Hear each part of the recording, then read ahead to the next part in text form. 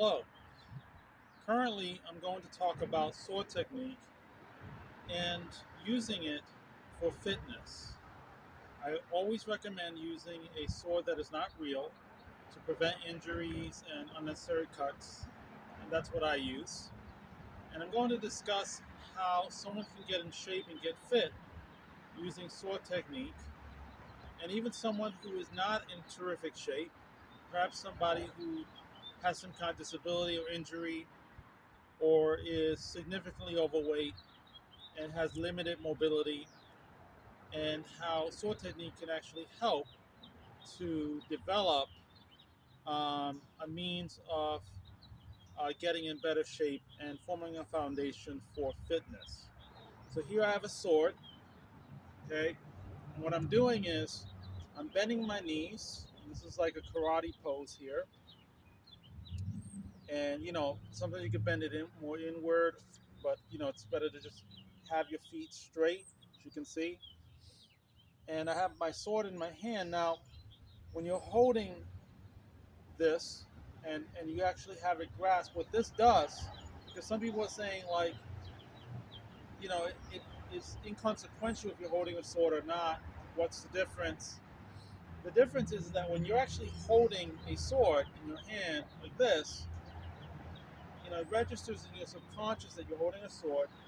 And because you're actually holding something while you're doing a stance, this helps you to become more conscientious and aware and conscious of your environment, and that you're here in this moment, in the now. Okay, so let's say I'm not holding a sword and I'm just doing this, right? Yes, I'm in the here and the now because my feet are firmly grounded on the ground, but my mind is registering more of the ground gravity than any other type of gravity because I'm not holding anything.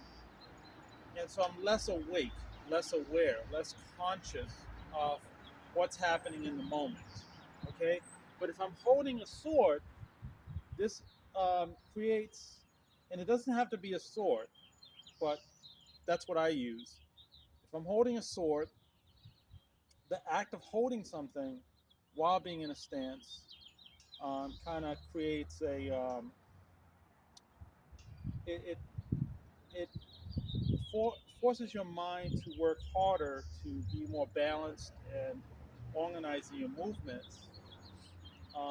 And the act of holding something while doing a stance actually helps to, like, get you more in in the now. Now, when I do exercise and I do running, and I do what is karate running, I actually run and I will swing the sword around, okay, as I'm jogging. And this again helps to keep me focused in the now, in the moment, and give my brain more exercise because I'm holding something, and so it forces me to be.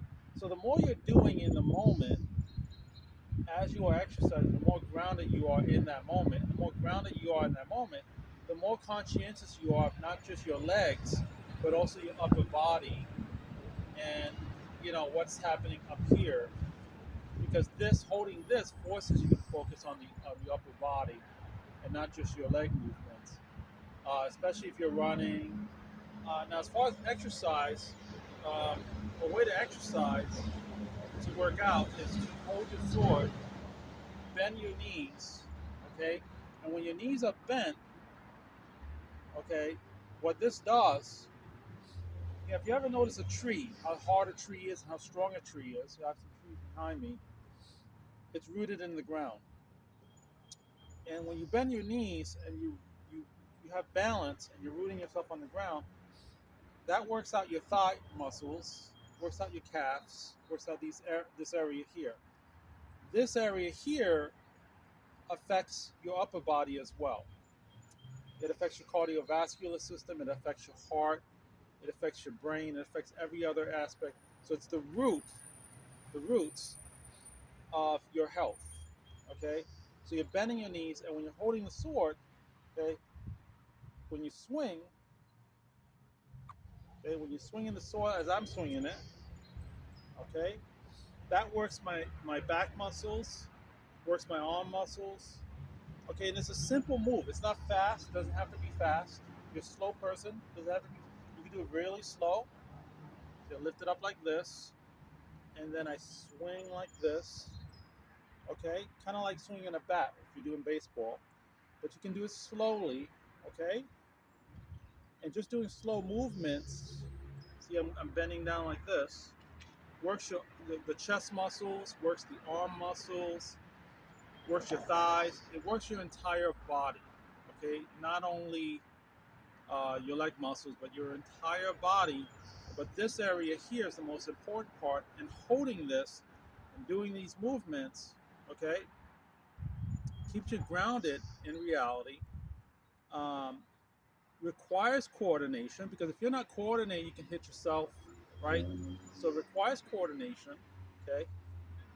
And admittedly, it's fun. I mean, you're holding a sword. I mean, yeah, it's not real sword, but it's a form of LARPing. LARPing, for those who are not familiar, is a form of pretending to be something, a wizard, a warrior, and deriving some kind of entertainment, therapy from that, and mental stimulation from that, from the act of pretending. Um, and I think it's healthier than just watching TV or playing video games because you're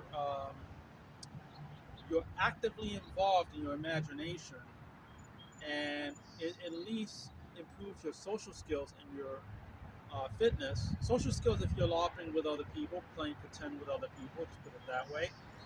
And fitness if you're doing LARP athletics, as I'm doing. Okay, and so I can do this pretty fast because I've done this like 100 times. But you don't have to. You can do it slow, and you can turn your wrist here, uh, your wrist to do it. Or if you have limited wrist movement, you can do it like this and move your waist. Okay, and that can work your waist. And that's just one particular stance and movement. Now, you can also stand still and not bend your knees if you have knee issues, and just hold a sword and just do this. Okay, and when you do this, you can do this a lot, multiple times. Bend your knees slightly, or stand straight, bend your knees, and combine that. Okay, and that creates a workout. Now, as far as like other things you can use, I use a shield as well, but right now I'm just using a sword, and that's just a simple workout, simple exercise that. And as you get better at it, you can do multiple things with your sword movements. Um, and that's it for now.